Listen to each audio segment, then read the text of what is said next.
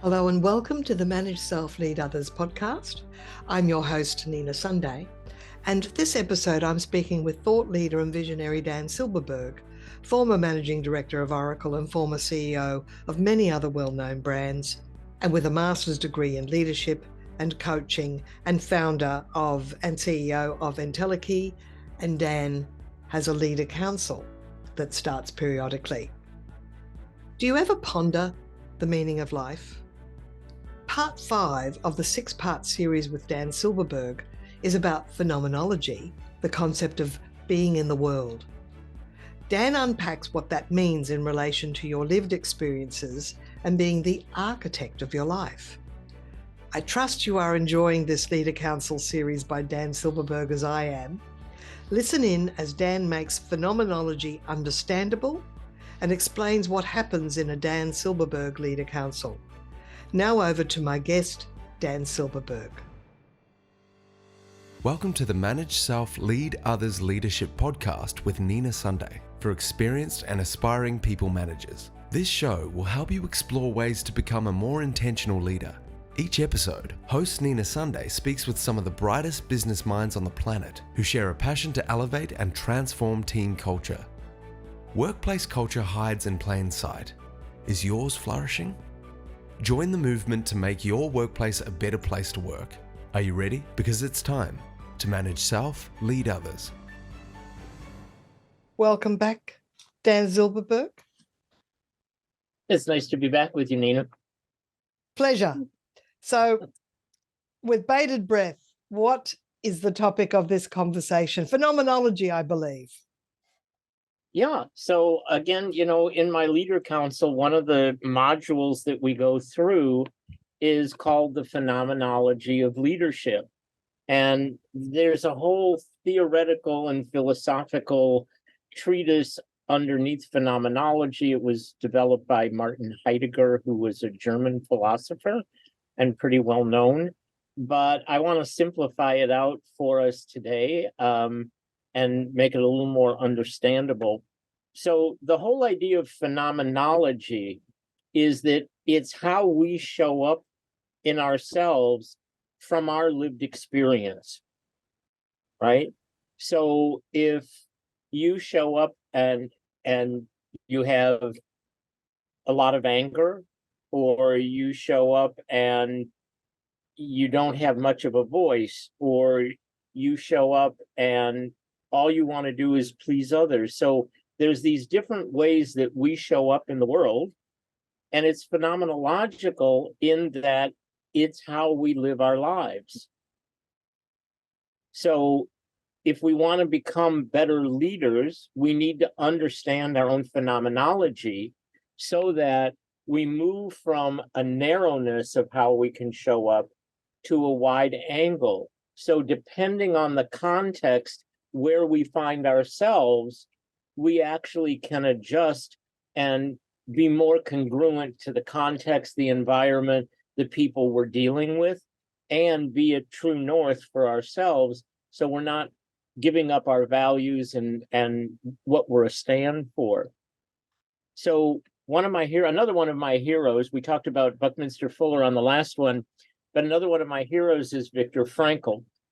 And Viktor Frankl wrote the most phenomenal book called Man's Search for Meaning and developed a whole thing around logotherapy. He was a psychiatrist. He was in Auschwitz. He lost his entire family, his wife, his parents, everybody, but he survived.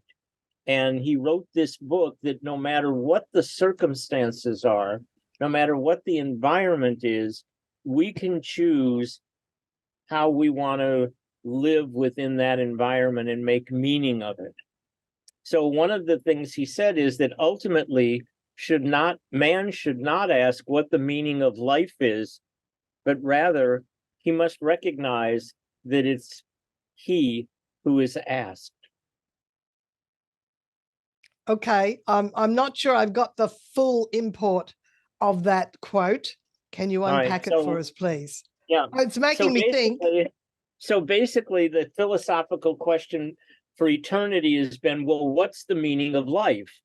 The existentialist would be nihilism, and say, there is no meaning to life. We're here, we do whatever it is we do, and then we leave, right? Oh, yeah, that's right. There's So nothing it's, after. see, Yeah. the question isn't, what's the meaning of life? The question is, what is the meaning you're giving to your life? Right. Yeah. So Yes, recognize you are that the architect of your life, yeah, and life doesn't happen to you, and it's not fate, and it's not the stars. It is what you create, co-create. it is that. That's the phenomena. Right. But the meaning is what you assign to it. Oh, So the yes, that's the meaning other of my, part of it. Yes. yeah. So the meaning of my life is I don't ever get a break. People don't want me to be successful. I don't, I can't seem to rise above my circumstances. So you're creating the meaning that you give to your life. And that's Another actually person, the classic difference between a pessimist and an optimist. A pessimist thinks that it's all pervasive, it's permanent, whereas an optimist, if something untoward happens, they'll go, well, on this occasion this happened, and they see it as, and also that it's not that they're a victim. It's like, that they can work towards having a different result next time. So that dichotomy. yeah. So we talked in the last session about you getting fired. Yeah. Certain people get fired and they're devastated. The meaning they bring to it is I'm not worthy, I'm not capable, I can't hold a job. That's the meaning. And another person's meaning is I meant to leave. They actually helped me to become so I could do the business that I've always had in my heart. It's the same event, but it's different meaning. I go to the movie with a spouse or a friend, and we go for coffee afterward, and I go, what'd you love about the movie? And they tell me what they loved, and they say, what'd you love? And I tell them what they loved, and I always say, did we go to the same movie? We did go to the same movie, but the meaning that we ascribed, what touched us, what created emotion for us is different. That's our lived experience. That's the meaning we're bringing to our lives. That's the phenomenological. So as a leader, do I consciously self-aware, am I aware how I show up? So if I'm a leader and I show up in a room, in less than 3 seconds, people have already decided about me. They've looked at my energy, they look at my posture, they look at how I show up. Am I calm? Am I easy? Or do I look like I'm annoyed? All of that is read in nonverbal communication. Oh, yes, it was Malcolm Gladwell wrote Blink. It's in the blink of an eye we make a judgment about people based on how they show up and how they present. Right. So I'm dying, one of the things I've always thought is that if you're going for an interview, that as soon as the hiring manager comes out, they've already decided. Yeah. And I feel like saying, if I were going to be the candidate, and I would love to do the joke of, well, do I have the job or don't I? And never go to the interview. Because the decision in the mind has already been made. And the only thing I can do in the interview is screw it up. True. If they've decided that I'm not the person to overcome that hump, that negativity bias is really difficult. But if they've got a perception that, oh my gosh, this is the right person, the more I talk, the more I could go off the rails. So I always think that's comic, So are we good about understanding that the life that we have and how we interpret it, we are giving our lives meaning. It's not like, well, the meaning of life is I'm supposed to be doing this, or the meaning of life is I should have that happen. It's how through our thoughts, actions, behaviors, choices, experiences, what's the meaning?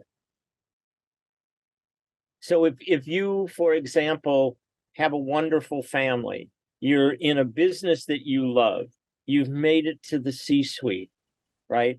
And your world is just revolving phenomenally well. you're going to tell people, I'm having a wonderful life. I've had opportunities. Doors have opened for me. I've had good mentors, coaches, people that wanted me to succeed. And if you've been somebody who has been kept back for whatever shortcomings others have seen in you, you might have a very different meaning about how your life has turned out. Oh, yeah. Right.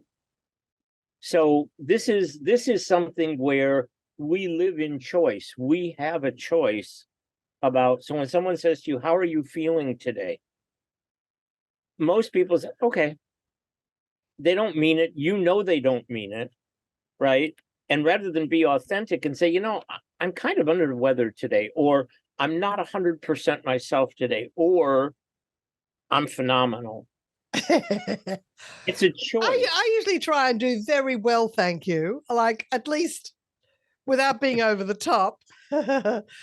Australia, we say not bad. Yeah. So for me, it's a choice. So when I'm in my different groups or whatever, I'm not Pollyannish, but I'll start out with, I'm awesome. And even if I'm having a bad day, I'm still awesome. That's the day over here. That's not a lasting, hopefully, a lasting scenario. But so our phenomenology, the meaning that we bring to our lives, resides in our language. Language is extremely powerful. Oh, yes. And also you're speaking to your subconscious. That's why you never sort of really admit defeat.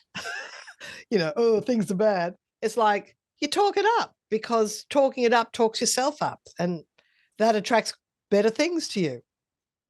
Well, we have chemical reactions. Yeah. So we have dopamine and oxytocin and serotonin and these chemicals. And so if we're more positive and we're more to the positive side, we're going to get different chemical reactions in our bodies. If you look at a lot of chronic illness, of arthritis and emotions that sit in the fascia of our bodies, right, so much of that is the meaning we have ascribed to our experiences. Right. Mm. So if you want a different outcome, change your language. Absolutely. Yeah. I can't, I couldn't, I shouldn't, I'm all of those kinds of contractive words are viruses. And right? this if only, and they're blaming outside events or people for their misfortune. It's like, just as we said in last episode, what did you do to contribute to that negative event that you feel unhappy about? Don't see it as happening from external causes. What were your choices that were part of it? Absolutely. And so phenomenologically, are you living in your dream or are you living in somebody else's? If you don't build your dream, then you're helping others build theirs. That's not necessarily a bad thing, but are you doing it because out of choice, or are you doing it out of default because we were told never own our own business? We were told be secure, get a pension, stay at the same place 20 years, right? All of that phenomenological was a meaning that came from people out of the Depression. Yeah, and it's old think. Right? So there's a certain thing where the language is extremely important. When we look at phenomenology, there's a concept called being thrown in the world. This is the existential principle. I came into the world, I got thrown into the family I'm in, I got thrown into the parents that I got thrown into a great zip code, I got thrown into a not so good zip code, I got thrown in a particular ethnicity, in a particular gender. All of these things I had no idea of. I got thrown in. Yeah. So that's a phenomena that's happened to me, right? That I've had no say in it. Yeah. Because the school you went to determines the friends you create, which often contributes to the trajectory of your life. It isn't the be all and end all, but it is a very strong part of that trajectory. Yep. Yeah. Yep. So that's more of being in the world Yeah. that you're thrown into, as opposed to just being thrown, having no idea of how you got here. You didn't pick your family. You didn't pick the economic environment you grew up in. You didn't pick the family and all the relatives. You didn't pick the generational traumas and DNA and all of the stuff that comes. It's just we're thrown into the world, and here we are. And when you're about 14 is when you start accusing the family of, oh, how did I end up in this family? Right? And then you see the light and you start seeing that they weren't so bad after all, unless they were. So part of how this shows out is, and I think we've talked about this, but the leadership training market in the US is about $60 billion. Yeah, correct. Okay. And about 92% of it has no positive outcome. That's not small potatoes. Well, no Okay? tangible outcome. I mean, That's what I mean. Yeah, that's right. Yeah, You can't really measure that outcome. There's nothing sustainable about it. And so the transformation of emerging as the next best version of yourself doesn't happen. Yeah. And so the reason for that is that your leadership isn't the million hits on Google. It's not the 7 styles, the 130 characteristics, and the 27 skills, which no one can remember. It's your lived experience. You show up based off of your lived experience. Yeah. So tell me 3 of your earliest experiences. Tell me mom's favorite, dad's favorite. Tell me your birth order. Tell me what you can expect from the world and what the world can expect from you.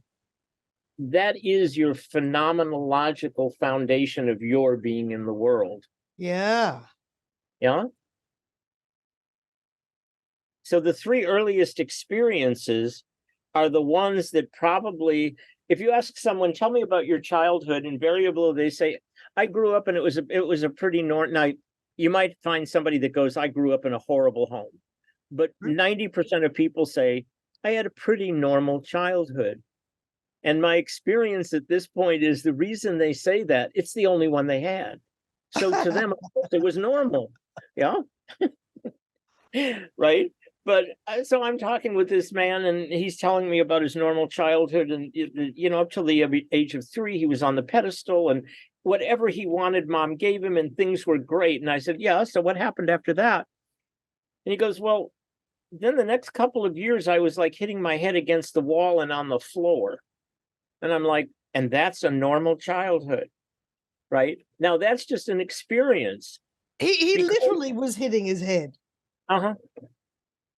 Yeah. Oh, yeah, that's a symptom of something we're not going to talk about. So tell me about your earliest experiences. Well, we have thousands of experiences.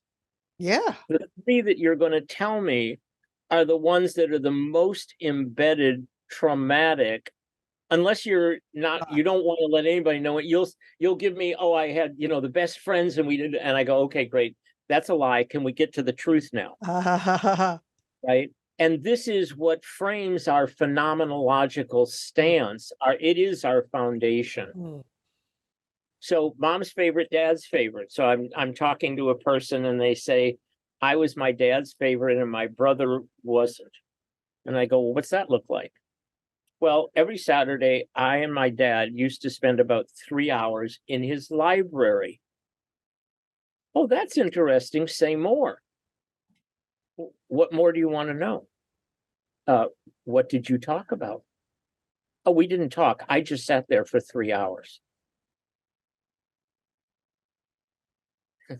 To me, there's a little bit of a disconnect that I'm the favorite and dad's not even paying attention to me. Yeah. Yeah. I don't matter. I'm not seen. I don't matter. Right. And so I make up in my mind that this is going on. Or my dad worked really hard. Very early in life, he had a heart attack and passed away. I don't work hard because I'm afraid if I work hard like dad, I'll have a heart attack. So Oh, I kind that's of coast terrible. through life, right? This is the meaning that we're assigning in a way unconsciously. That's a very self-limiting belief that can sabotage your success. Well, but we all have them. Yeah. So I'm a son, and dad is rarely around. When he is around, he's emotionally absent, a lot of irresponsible anger. He's got this really loud voice. And what mom says to me is, dad comes home on Friday night, he's been to the bar, he's a mean drunk, there's going to be a lot of noise in the house. I'm going to feed you early. I want you to go to your room. I don't want you to come out till Saturday morning. We're okay with that? So I do that. And it's a great way to survive. Yeah. But Except that now that I'm an adult and I'm in business, I sit in the back of the room. I don't say a whole lot. I see the leader come in. He's loud. I'm transferring my father onto the leader. I don't even see the leader. I see my father and all of the. So, of course, I'm going to be invisible. Of course, I'm not going to say a whole lot. I don't want to get reprimanded, except that what the leader knows about me is he'll call on me the last minute of the meeting. And invariably, after 3 times of that, that person has the most cogent, insightful, deliberative idea of where we need to go. As a leader, I now don't let him sit there in the back of the room to the end of the meeting. I'll walk in the meeting and go, Josh, what do you think? I'm kind of thinking about this, and I know we're all sort of, but I'd like to hear, what is it you think? And he'll say everything he thinks, and everybody will go, wow, that's really good. But he doesn't do that. As a leader, I am pulling him out. And now as a leader, I want to reinforce him to become the leader he can become. got it. Yeah. So this is all a part to me of the phenomenology. Leadership is held in context. So what that basically means is it's how we interpret the world, and it's sort of the sense of our own experience. So we tend to talk about leadership in the context of a business. Yeah. One of the reasons it's so hard to get any positive result out of leadership development and training, there's no consensus what it is. So There's different frameworks, different. Well, it's every consulting firm coming up with the flavor of the month with That's a new book so that they can get clients, and then organizations decide they're going to bring in all of these guru guys, but every month there's a new one and nothing ever gets established. And there's no inner journey. There's only this, do this. Well, wait a minute. Did I habituate it? Did I integrate it? Does it match my value? Am I learning? Is someone coaching me on it? Am I getting feedback on it? No, we don't have time for that. Read the book. So everybody reads Brené Brown. Everybody reads Simon Sinek. Everybody reads Daniel Pink. Everybody reads Atomic Habits. Everybody, and they all quote it. What are the 3 things that you adopted that you have now habituated that are so second nature, and they just look at you like, I don't know. Of course not. It's not about reading a book. It's about the inward journey. Also, when I read a book, it's full of marginalia and my own table of contents in the first couple of pages. And I can pick up any book that I really loved and see all of the things that's jumped out at me, and I can reread them at any time. And then maybe apply the next thing that I noticed, but I do try and apply. What's the point of reading a book if you can't apply the advice? How about the idea that rather than read somebody else's book, you're actually in tune with you? See, all of the answers are within us. If we're conscious to the universal energy, all of that's in it. So it's a nice thing that all these people have all these ideas, but I can't even read. I used to read all the business books because in the old days, not many came out. Today, every 2 seconds, there's a new book. Right. And I was just in a bookstore the other day, and I was and I used to live in bookstores. I love Oh, bookstores. yeah. Yeah. I was so overwhelmed with the number of books that are out there now. Put the chip in my brain and so make it so that I can't Well, read them. well, now you can buy audiobooks and listen while you drive. I do Yeah. that. So this context of leadership, I'm saying, rather than me doing leadership in your business, is you architecting your life in your experience as a leader. Mm. And then the context is spouse, partner, kids, family, community, school, culture, institution, and business.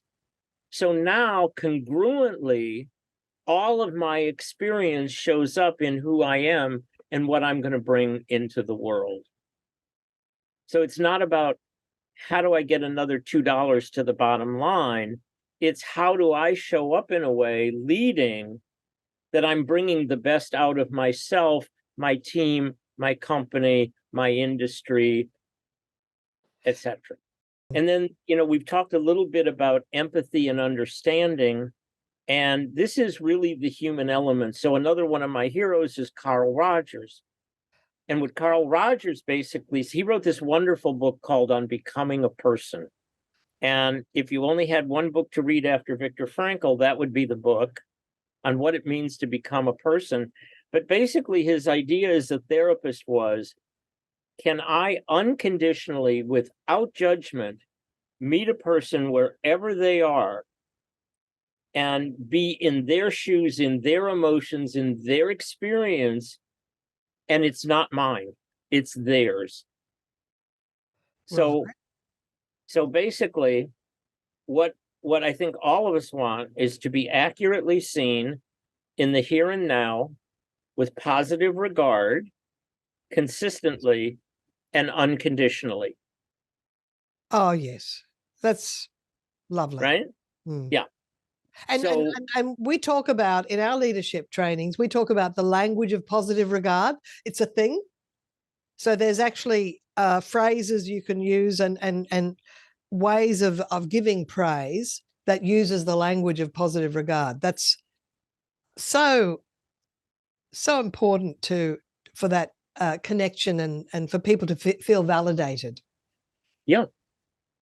So all of this is so the social emotional intelligence we're talking about, building resilience, agility, grit, all of these things come from having our deepest yearnings met. Yeah. Yeah. So if you're a leader, do you know your own yearnings? Be seen, be known, contribute, matter, love, be loved, exist, contribute into the world, have the world contribute to you? Are you aware moment by moment of those yearnings? Do you know how to soothe yourself, satisfy them, help others to do the same? These are things that exist outside the context of the bottom line, of a financial statement, of a marketing plan, right? Well, Of a that's all product self-care. development. You're saying that the leader has to bring their own practice of self-care, or if they're not, they could, can lead to burnout or just imperfect behavior, which leads to imperfect results. Well, but what I'm also saying is that if they don't have this facility in themselves, they Yeah. can't give it to others. They can't Yes. sense it in others. So in other words, I walk in and I sense there's something going on with you, and I go, Nina, you're not your bright usual self. Is there something I can do? What's going on? What are you feeling? I know I got to run the business today, but can I take the 30 seconds to recognize you so that you feel seen and mattered? And you might say, you know what, Dan, I'm fine. And I might go, yeah, okay, that's great, but I don't believe that. Let's keep going. And I'm going to create this connection. And this is the new dawn rising. Right. See, that extra minute, the ability to actively listen, to sense, to feel in my body I sense there's discord here, or am I only going to be up here? I got to solve the problem. That is what turns people off. Yeah.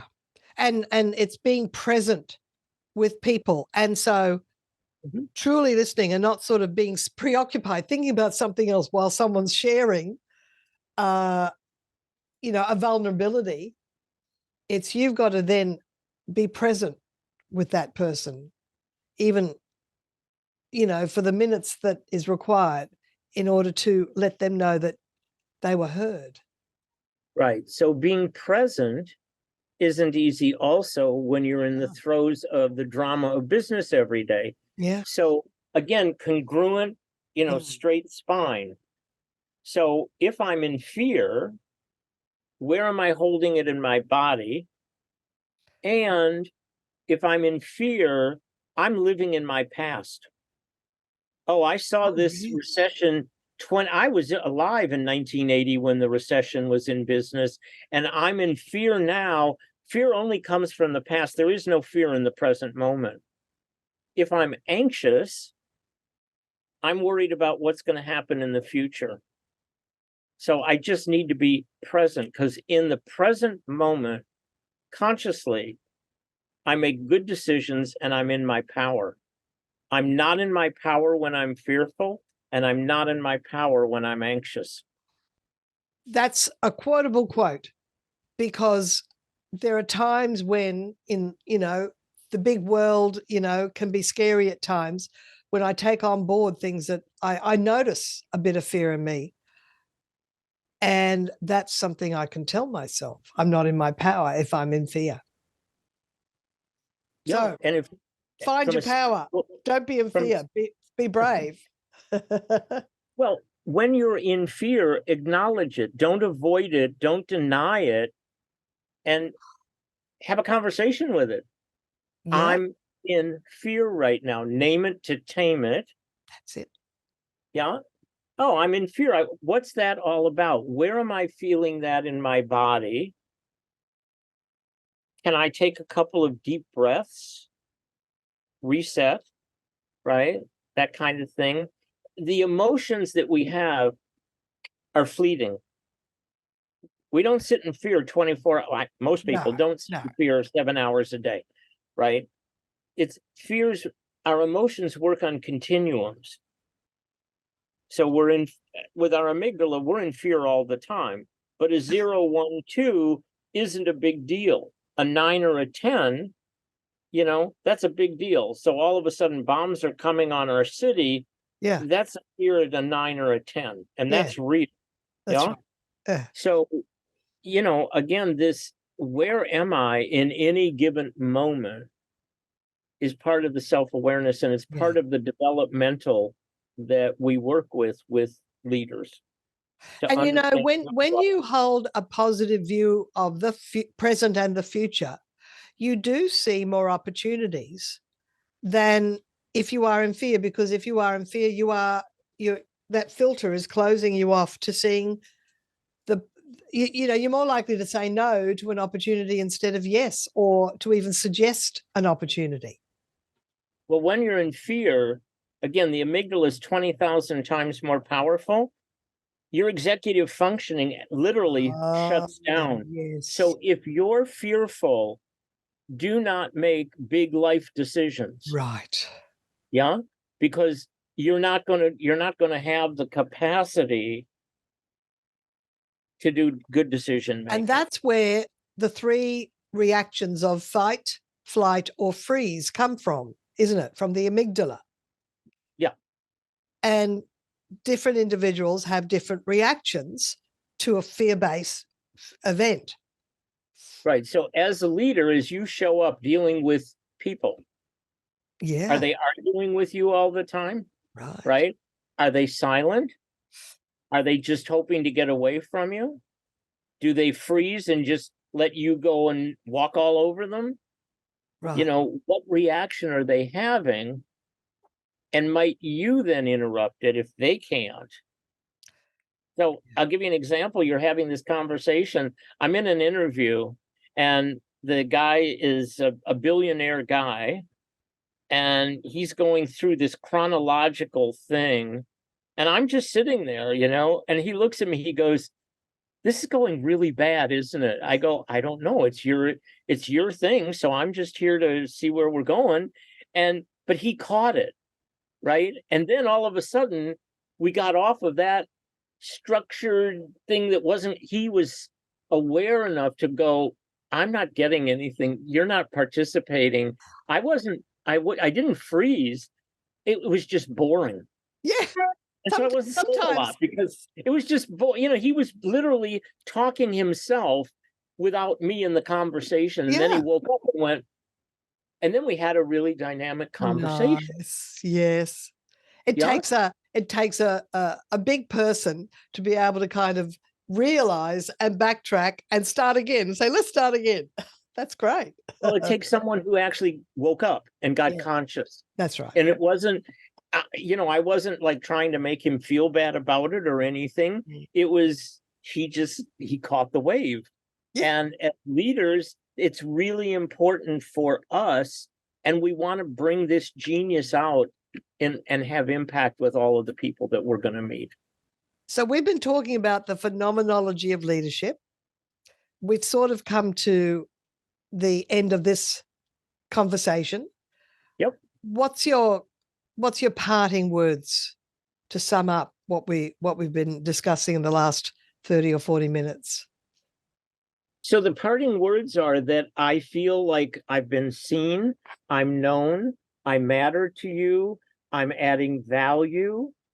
And so my experience has been very positive. I'm kind of amazed and joyful in my heart that I know this is in me, but it's now out of me. And just to see that evolution was extremely inspiring. And as leaders, can we inspire ourselves and inspire others? So the parting is that phenomenologically, it's your experience and the language that you assign in meaning that gives you the life you're going to have. And in the Leader Council that is starting soon and starts every few months, you'll be covering the phenomenology of leadership. At what point, and do you give actions or tasks as a result that people have to then bring back to the next session? Exactly. So we meet twice a month, and in the first session, we'll go through a particular subject. This happens to be the second module of 12. All right. Because we're going to do it early. And so we'll go through it. We do breakout groups. We do hot seats. We do, what did you get out of this? We might do some movie or media clips that show this different type of a thing. And then from the first meeting to the second meeting, that 2 weeks, you'll have assignments.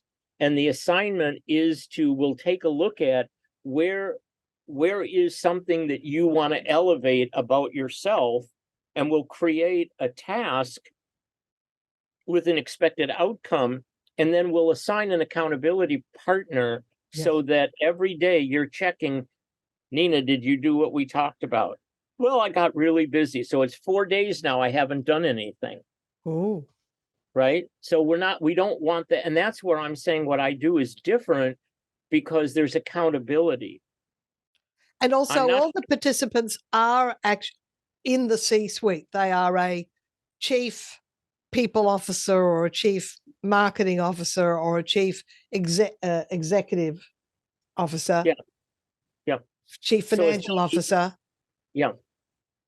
It's C-suite participants. C-suite, and you report directly to the CEO. Yeah. Would be, so if you're in the finance department, you have a team of people. If you're the chief revenue officer, if you're the chief marketing officer, you're setting the agenda for your area. And so that's why they start with a free conversation with you via LinkedIn. And then really they sort of have to qualify to become a member of this Leader Council, don't they? Because they have to be in a C-suite position.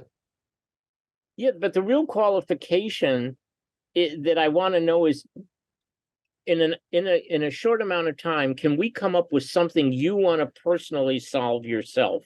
Right. Right? Have you ever invested money in your own development? If you have, great. If you haven't, great. And then I want to know, will you own it? So will you be committed, dedicated, and do the work? That's right, because some people just turn up and do nothing and think that that's okay, but you're actually holding other people back. Yeah, well, yes, but in the end, this is your personal journey. Yeah. And I want outcomes. I want world-class leaders emerging, right? And I'm committed to that. And I need to know. So one of the questions is, tell me something that you're currently working on. And on a scale of 1 to 10, what is it? Rarely will someone say it's a 10. It's usually a 6 or a 7, maybe an 8. In my world, if it's a 10, we'll do it. If it's not a 10, we won't. Yeah. If it's a 10 for me, but it's an 8 for you, I would say, Nina, when it's a 10 for you, let's get back to it. But right now, I'm not going to do an 8 with a 10. Right. I'm not looking to do 50 things. I'm looking to do one thing. I'm looking 12 to 15 C-suite people who are really committed to the journey to open up and have a life that was greater than anything they could have imagined. Absolutely. And everybody needs a mentor or a coach. Are you a coach or a mentor or both? I don't use any kind of diminutive word that can be commoditized. That's a good answer. I'm not a coach. I'm not a consultant. I'm not a guide. If anything, I might say I'm a guide, but I would more say I'm a man who is dedicated to seeing the genius in others and having it emerge out into the world. And you're so heart-centered, and it comes through every communication I have with you, Dan. So Dan Silberberg, it's been a beautiful pleasure speaking with you again today. Oh, Nina, the pleasure is always mine. And I don't know, you seem to bring out the best. I have no problem speaking when I'm in your world. Oh, thanks so much. Thanks so much. All right. Thanks, Nina. Bye-bye. You've been listening to my good friend, Dan Silberberg, former CEO and now CEO of the Leader Council, which is training the next generation of leaders. And I'm curious, what was your key takeaway from this episode? You can let me know via the contact form at my personal website, ninasunday.com, or through LinkedIn, a direct message through LinkedIn. Thanks for joining me. Until next time, enjoy good things. Nina Sunday is on a mission to help leaders transform culture. To book Nina Sunday CSP to speak at your conference, visit ninasunday.com to request a proposal. Nina travels from Brisbane, Australia for in-person presentations Australia-wide. Twice certified virtual presenter, Nina Sunday presents virtually, globally, for any time zone.